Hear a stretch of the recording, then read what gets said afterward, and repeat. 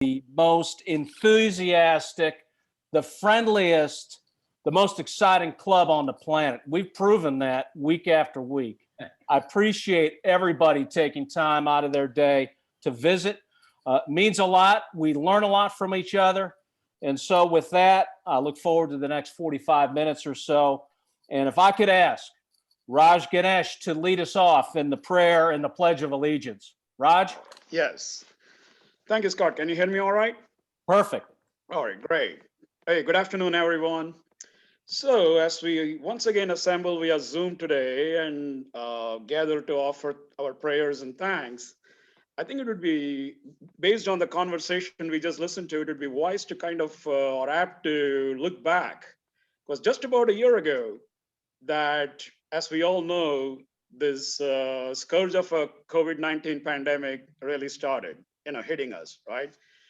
And probably as it dragged on and had dire consequences, many of us maybe became doubtful, maybe even scared as to if and when a solution, what kind of solution might actually emerge as we progress through it. But a solution did come through. And if we may say, the good Lord presented it in the form of not one, not two, maybe now even a third vaccine, through science and hope, to bring us the hope that life would return to normalcy pretty soon. And in this context, I would like to actually quote, this is even for future reference, I would like to quote an ancient or sort of a sacred Indian epic poem, a couple of lines from a very seminal verse from the Bhagavad Gita. This is in Sanskrit. I'll just narrate it, mainly say it in Sanskrit and then translate it. It goes, Paritranaya sadhunam vinashaya cha dushkritam dharma samsthabanarthaya sambhavami yuge yuge. That's the verse. It's not just a verse, it's actually a pact that the Lord made with us as humans. What it means is, for the protection and deliverance of the good and destruction of evil whenever it rears its head, for preserving and reestablishing peace and goodness, I shall reappear again and again through the ages. So this is not just a hymn, but it is actually a pact that Lord in the human form makes with us. And I think, thank you, Lord, for once again coming through with your word, and if I may say so, for bringing us the hope and trust for reemergence of better days through both science and vaccines. And if I may add, having the infinite wisdom, Lord, to make several members of this congregation age appropriate to meet early eligibility to get the vaccines. So may the Lord protect us as we go forward, and not just those of us in the US, but all around the world. And I think we are all thankful for the solutions that we have got. Amen. Amen. I pledge allegiance To the flag of the United States of America, and for the republic for which it stands, one nation, under God, indivisible, with liberty and justice for all. Back to you, Scott. Awesome. Thank you, Raj. That was well put, well said. Thank you so much. Gets the meeting started on a very positive note. Thank you. And now, club announcements. Bob Griffin, you're up. And I'm now unmuted, so I'm glad to have an opportunity to speak with everybody today. Hope all is doing well. We've got a blue letter day today. Woo! So what I'd like to do is ask Gail Cabrera to unmute so that we can do a presentation.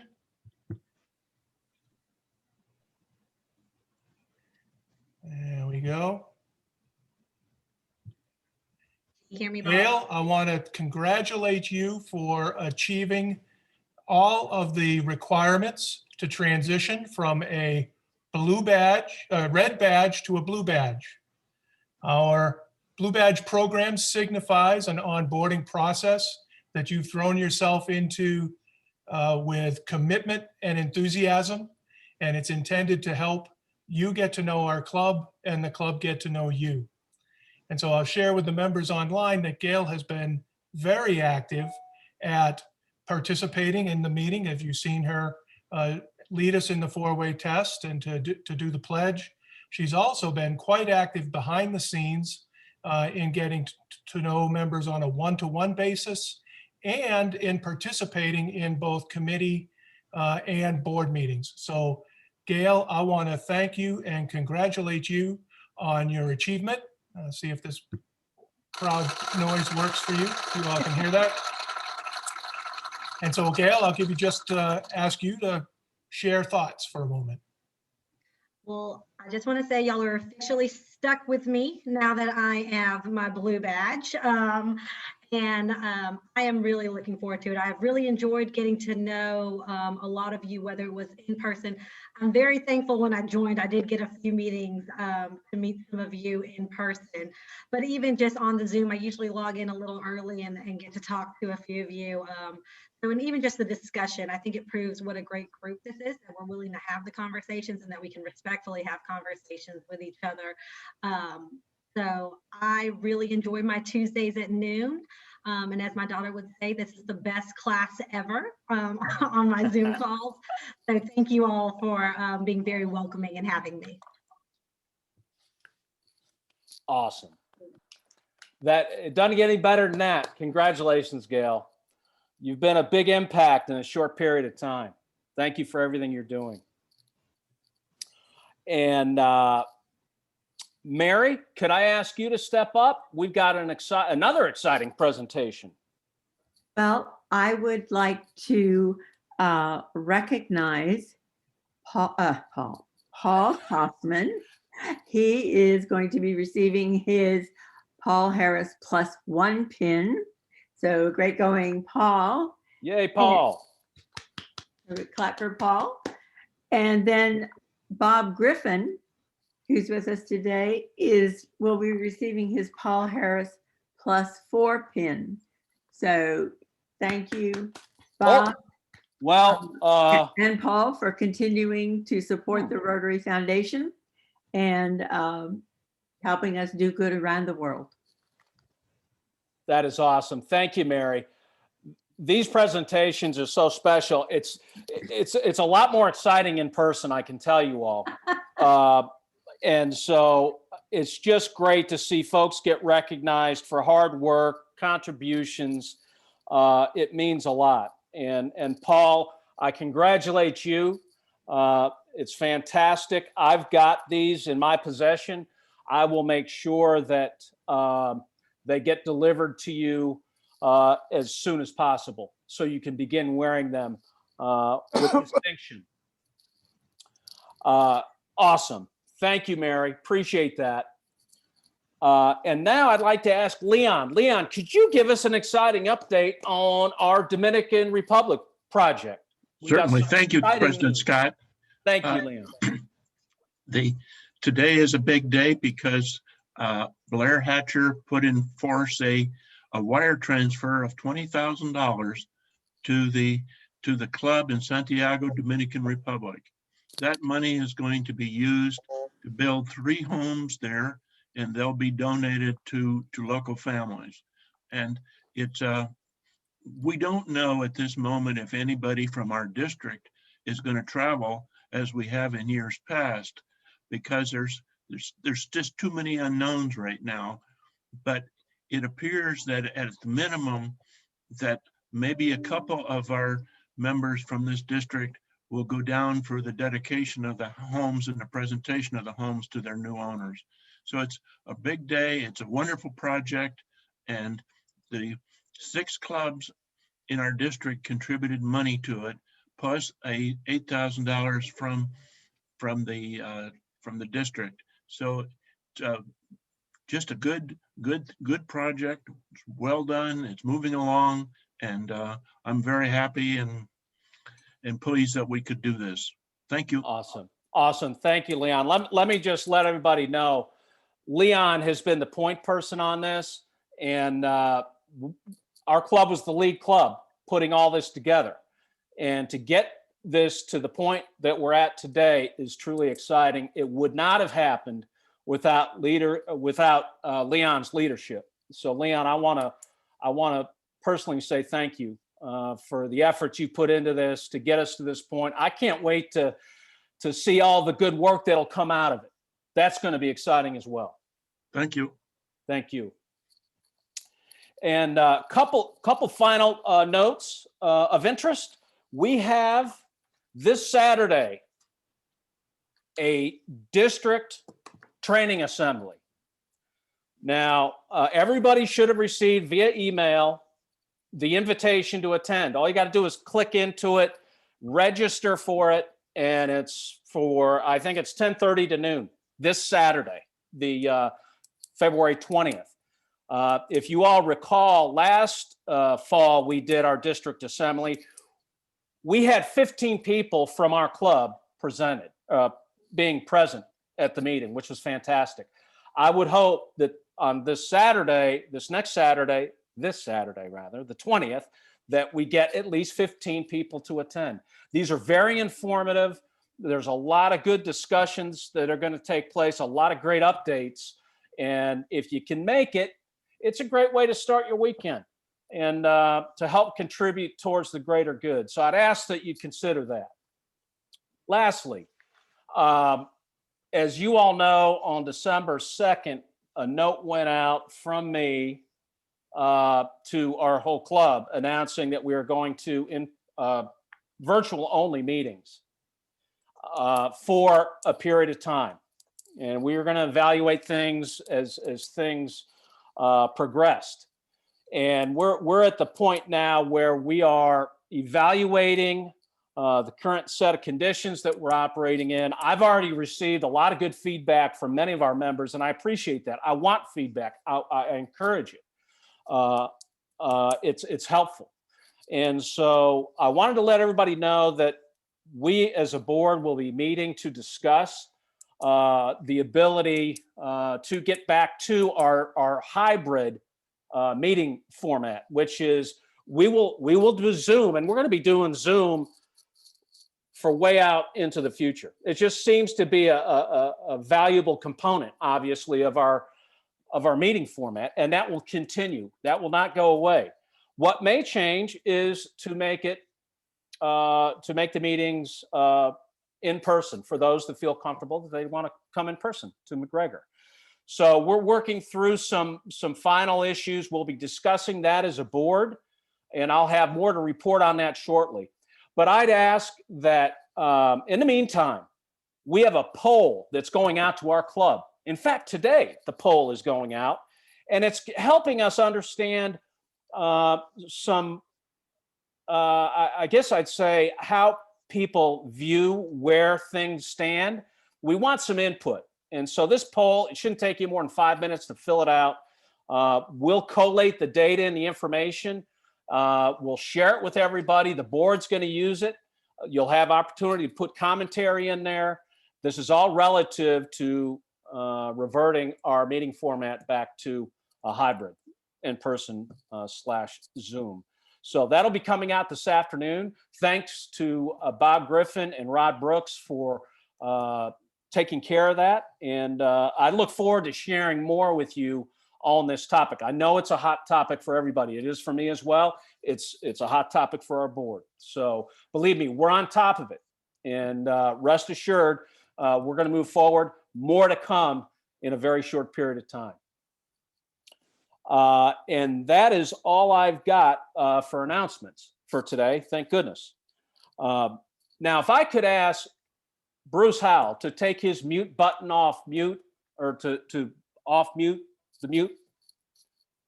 Bruce, I'd ask you, I know from last week, we went over your miracle moment. So I would like to open up your microphone for a miracle moment. Bruce Howell. Thank you, Scott. Yes, sir. First of all, you asked about if I saw any difference today other than the sunshine. You've done a good job on your beard. Thank you. But first of all, I've enjoyed 44 years of Rotary in Cary. That does not include 4 years I spent in Rotary in a different district. So I have 44 years of actual service in Rotary. The other thing is, thank you and the club for remembering me during my time of surgery and fighting a disease.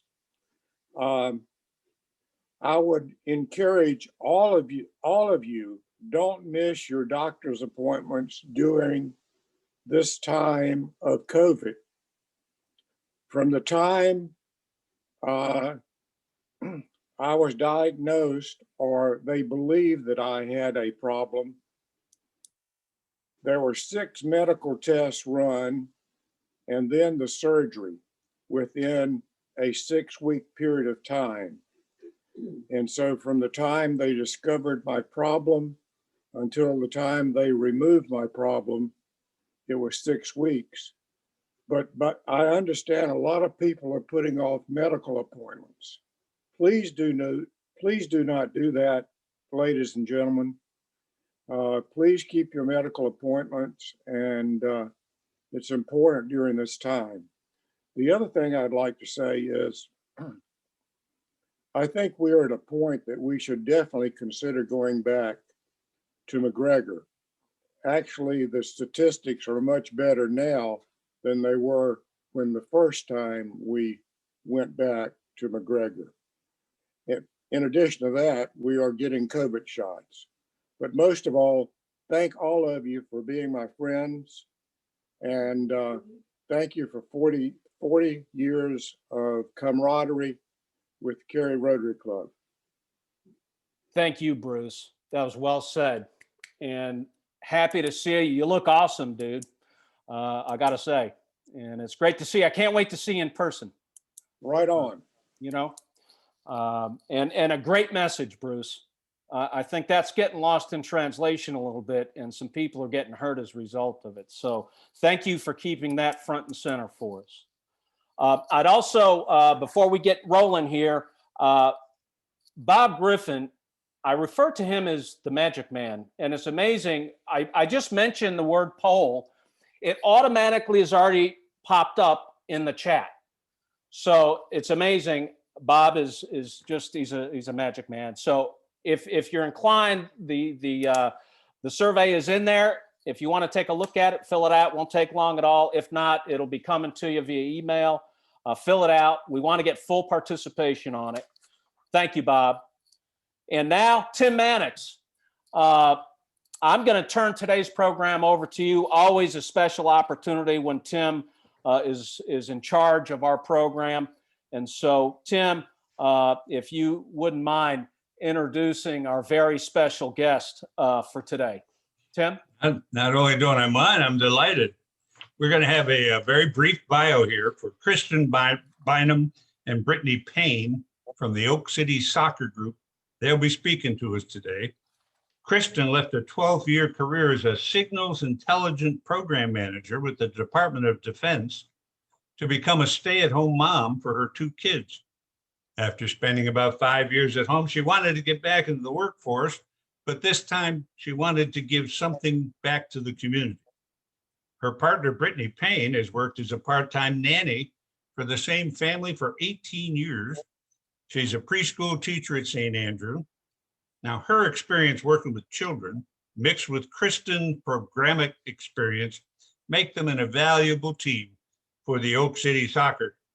They're looking forward to growing the program, cementing their place in the triangle for families looking for sensory-friendly soccer.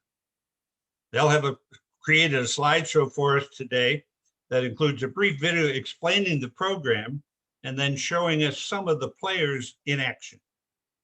I personally was introduced to this program through my daughter, Kelly, who has a son with autism and who is on the Oak City board of directors. It's now my great pleasure to introduce the Executive Director of Oak City Soccer, Kristin Bynum. Kristin? Hi, everybody. Thank you so much, Tim, for that incredible introduction. As he said, I'm Kristin Bynum, the Executive Director. And I'm Brittanay Paine, the Program Coordinator. And we are really excited to share our our program with you today. We're a small nonprofit in the Triangle, but we do some really impactful work. So we're really excited to show you what we're all about. So I'm going to go ahead and share my screen if I can figure out how to do that. Sorry, guys, I'm new to Zoom. Okay. Okay, can everybody see that okay? All right. Yes. Great. Get presentation here. Move that over there. Okay. Okay, so we are Oak City Soccer. We provide sensory-friendly soccer to youth on the autism spectrum or anyone with sensory processing challenges. Our mission, we have core values at the center of everything that we do, and we have them listed here, and that's accessibility, empowering, collaboration, and motivation. As I said, we provide sensory-friendly soccer, and we strive to give our players an environment where they're feeling safe, they're feeling heard, but most of all, they're feeling empowered. You know, they're learning basic soccer drills and soccer skills, like kicking and dribbling and passing, but there's also something bigger that we're working with here, and that's working with their confidence, the ability to understand teamwork and sportsmanship, which are skills that we think they can take outside of the program as well. So as Tim mentioned, we have a brief video that we've made. We think it's really special to see our children doing the drills and what our program really is about. So it's about a 5-minute video. So I'll go ahead and get that on the next slide, and then we'll continue speaking. I like that I get to do cool trick shots and I get to be with my friends and hang out. Even though it does take away time from video gaming, I like doing it to hone my skills and see my friends. Oak City Soccer is awesome! Oak City Soccer works on a volunteer buddy basis, and that allows us to be able to modify each drill for each kid based on their individual needs. A lot of participants in our program have sensory processing challenges. Some are on the autism spectrum. Some have social anxieties or global developmental delays. And it's always a mixture of challenges in how they present. And so we try and train our volunteers to help each kid exactly where they are, to move through the curriculum that we've modified with help of an occupational therapist and special education teachers to make the program fit their needs and help them develop and transition into whatever their goals are, whether that is socialization and learning how to play with peers or advancing into a higher skill level for soccer. And we get our volunteers from the community. It's a variety of middle school, high school, college kids, young professionals, parents, adults, anyone between the ages of 10 and infinity is welcome to join and volunteer with our program. We do have assistant coaches and head coaches that go through more of a leadership training program with us to have those roles and ask for a longer 6-week full season commitment from them. And then we have buddies that are hourly and can come in once or twice in a season whenever it fits their schedule to kind of help support our program and the kids. We've really worked hard to develop our program. We've worked with soccer professionals and specialists together to really build it so that our students can be successful. Our end goal is for these kids to be able to go outside of our organization and work in a rec league with their non-disabled peers so that they can be successful in that environment as well, because they can be.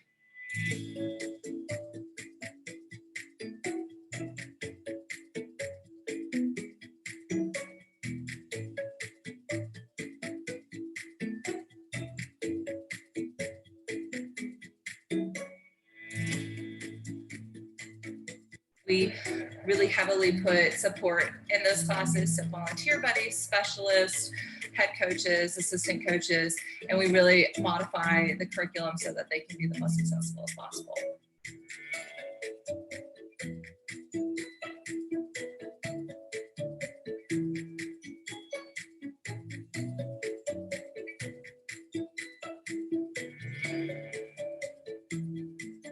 they can really work independently, and we can be more competitive with them, and we can play maybe a real game of soccer, a real scrimmage at the end of it.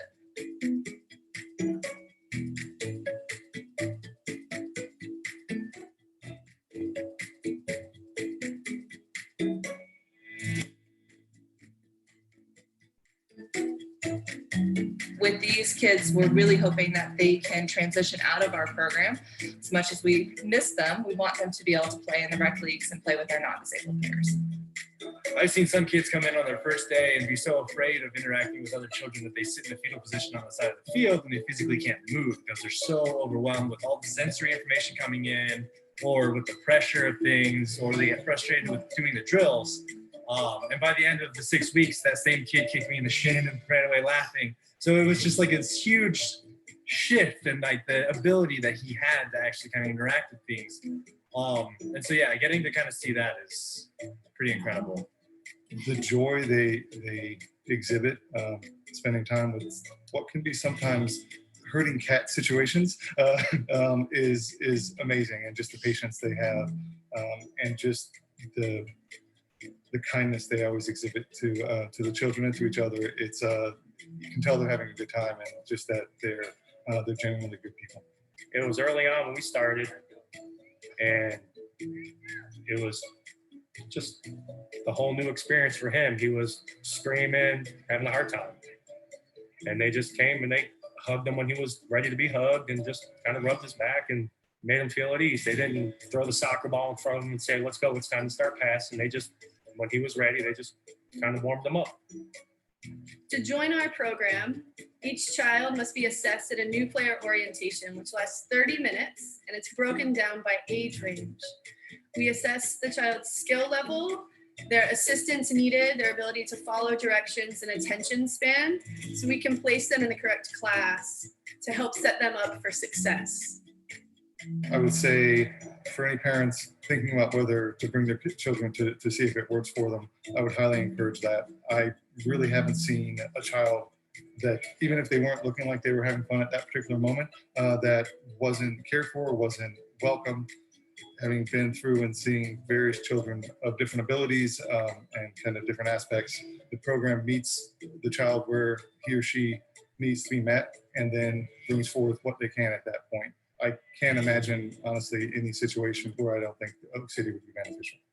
We hope to see you at Oak City Soccer one day soon. Okay, so that is a little bit more in depth about our program to really show you who we're working with, the community that we're working with, and what our volunteers do in each class. So from that, you know, what sets us apart from other, whether it be traditional soccer leagues in the area or the few sensory friendly programs that are in the area. And we find that it's these three pillars. It's our ability to be patient in our class. You know, the different players that come through the doors, they have a wide variety of challenges that they're working with, and that could be anything from sensitivity to noise to difficulty with their balance and coordination, and much more. So we really strive to make an environment where they feel comfortable, and we have relieved those stressors for them. And we try to structure each class that really makes them feel comfortable on a personal level, not just for the whole group, but individual. And that kind of plays into our ability to modify. We have sat down and developed a really unique curriculum in partnership with occupational therapists, behavioral therapists, professional soccer players, local soccer coaches. And we take that curriculum and we modify each drill to assist the actual individual player. So we have a broad breakout of 3 different levels of the class that we're offering, but even within that leveled class, we're modifying each drill to the particular player that's doing it. And that plays into our assistants and our specialists that we always have on the field. No matter what class it is, whatever skill level they are, we always have a specialist on hand at that class. They are trained to deal with our players if they're having a hard time. We don't expect our high school volunteers to know how to do that. So we do always have a trained volunteer specialist on the field, and that ranges from occupational therapists, behavioral therapists, special education teachers, and even some med school students that are going to school for those areas as well. But we always have one on hand at every class. So we wanted to kind of let you guys see a little bit of our footprint. We started in 2016, so we just hit our starting our 5th year in the community. And that is not just our program in the community, but we're also members of different chapters of the Autism Society. So we're trying to branch out and meeting new players and getting our name out there. And then the Autism Society is a great opportunity for us to do that. We have had over 270 individual players come through our program so far. We do have a lot of repeat. We have players in our program today who started in 2016. They've grown up with us. So they do come back throughout the year. And then our volunteer hours are just incredible in my eyes. And we've put over 3,600 hours already in. And again, these are middle school, high school kids, some college players. We've had players or volunteers start with us as a junior in high school. We've written college recommendations, and then they end up coming back, even though they're going to NC State and they're, you know, in their 20s, they still come back every Sunday and volunteer with our program. So it's a really great opportunity to build better people in our community as well through volunteering with a program like this. And our footprint we have players traveling for our program from over 5 different counties around us. We have families who drive from Ainger, Chapel Hill, Knightsdale, Youngsville, Durham, just all over, because we're the only Oak City Soccer has that one location at this point. So they travel for our program each time, each session that we hold, they're making that drive. So we wanted to show you our program registrations throughout the year since we started. You can see that we were on trend, always gaining new players each year. We did have a hard 2020. COVID, it's difficult to play group soccer in a situation like COVID. So we did have to cancel 3 of our sessions last year. We went completely virtual. We started offering something that we called Oak City Soccer to Go. And that was where we had all of our volunteers film the drills that we do in class, and we would make that available for the kids to do at home. We had Zoom lessons for some of our players that we would go through the drills with them. So we tried to still make it something for them, but we did have to cancel quite a bit last year. So we are starting 2021 off on the right foot. We've just finished up our first Winter 1 session last week. We already have registration completely sold out for our next one starting in March. So we're hoping to continue that trend of growing the program even more from 2019 and up. So, you know, you're hearing about our program in the video and how we operate when everything is normal. But you're meeting us today. And so we wanted you guys to see how we're doing Oak City Soccer at this moment. And that is, you'll see with the red star next to A, that is, we are operating in what we call a zone format. So we have limited our classes to only 10 players, and we have developed a zone format where we have a different drill happening at each zone. And then after about 3 or 4 minutes, we have the players move to the next zone. So they're still getting the same type of class and working on the same amount of skills, but they're doing it with one volunteer, just them. We're socially distant so that they're each staying at an individual zone. We're hoping by mid-year to move on to the B format, which is we're still going to be on separate sides of the field, maybe with smaller groups of 5, groups of 6, something like that. And then eventually work our way down to how we used to operate with letter C, which is one large class on the field with about 12 to 15 players at once. But we have put in place a lot of sanitation protocols, social distance, we wear masks, all kinds of things. So our program looks a little different today, but it's actually kind of taught us that this format actually works for a lot of our players. So it might be something that we keep and run in alongside our normal format of the group classes. And so here is just a little idea of where we want to take this program. I said at the beginning, we're a small nonprofit. We're still trying to find our footing in the area. And a lot of that is understanding that where we want to take it, what's our big end goal. So we put it in 1, 2, and 3. And our first goal was to hold more classes. And we made a move at the end of 2020 to actually make that goal a reality. And that was we moved facilities. So we used to hold our classes at Sport HQ in McGregor Village. And we just moved to the Edge soccer program in Morrisville. It's a much larger facility with much more indoor space. So weather wouldn't be a problem for us anymore. We can hold it year round. And it gave, by holding more classes, it's allowing us to have more volunteer sessions and giving our families a little bit more of a variety of times to choose from. Our second goal that we would love to start, hopefully in calendar year 2021, but it might be postponed to 2022, is to take our class and our clinic format and actually start offering an Oak City Soccer League. We think something like that would challenge our players and allow them to really focus on teamwork and sportsmanship, putting them with the same team for the 6 weeks, playing games against each other. But it would also ready the players that are trying to go on to their neurotypical traditional soccer leagues, take the time to really prep them for that and get them used to what that might look like. And then our big goal that we're working towards is to expand our program, offer this at additional locations. I mentioned earlier that we have families traveling to us from all over.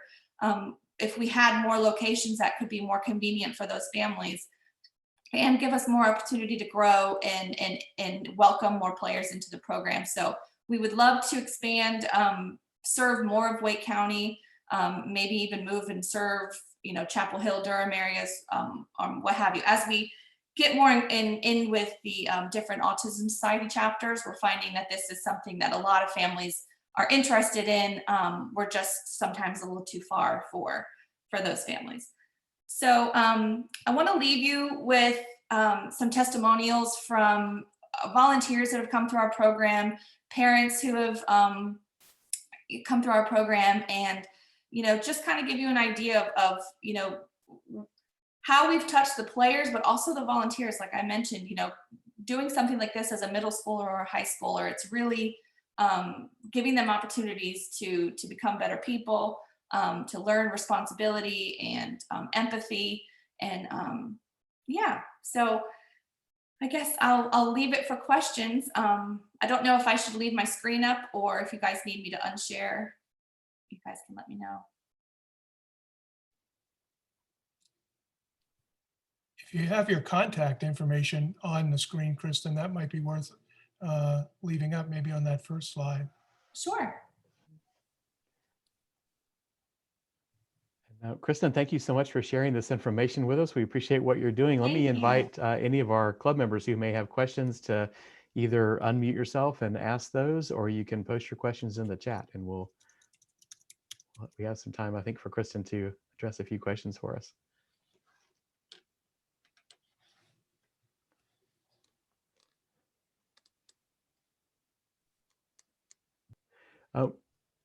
Kristin, you forgive me if you touched on this a little bit before, but I wondered if it was, well, we do have a question, and then I'll come back and ask my question too.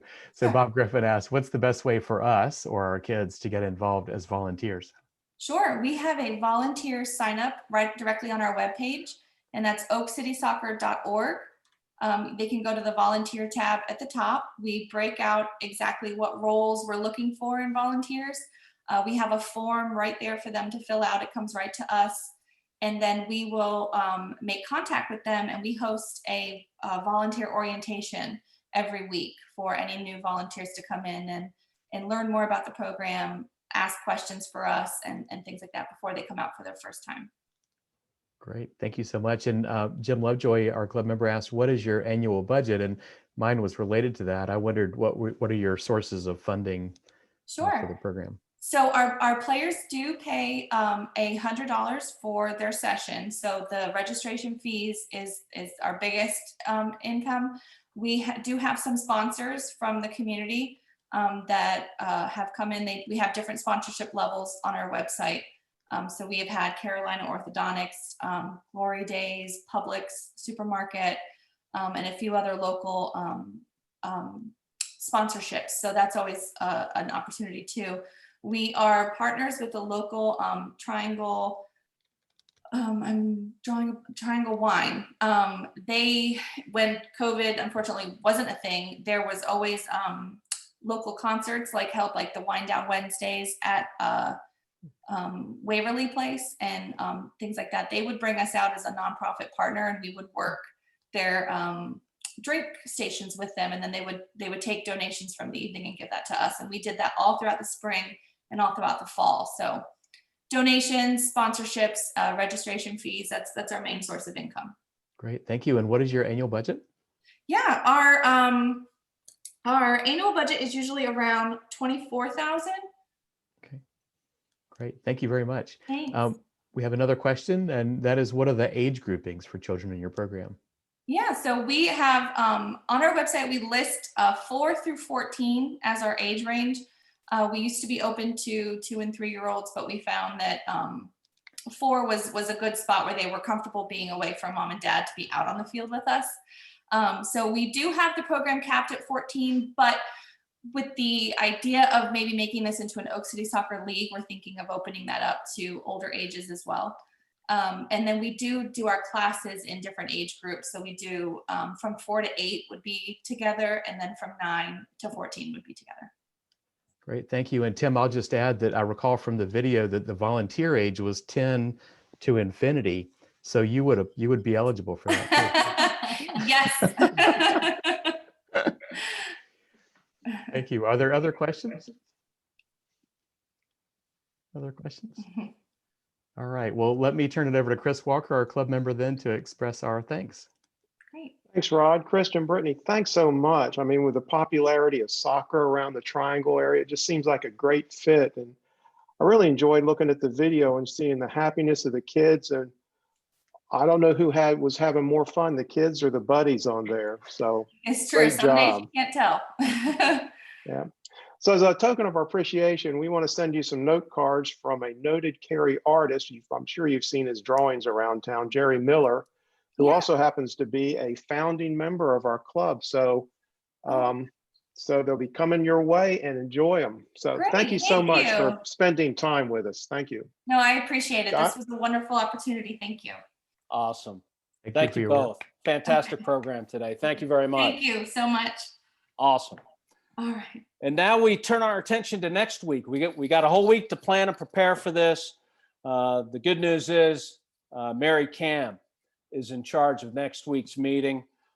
Dr. Mark Vasconcelos will be speaking to us on a very timely and ongoing topic, diversity and inclusion.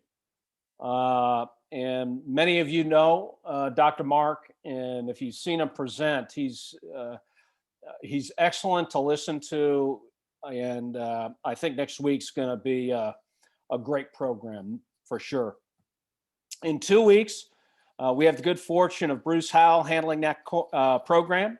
Dr. Michael Walden will be visiting with us. We know him well. Perfect timing, 2021. He's going to give sort of some thoughts around the economic forecasting as we look forward. So always a lot of information coming from Mr. Dr. Walden. We look forward to that. Next week's meal, captain's choice. Whatever you want, it's up to you. Doesn't matter. And now I'd like to say to none other than our president-elect, Mr. Bob Griffin. Bob, is part of my duty as president of this club is to make sure that you're aware of the fact that tomorrow's your birthday.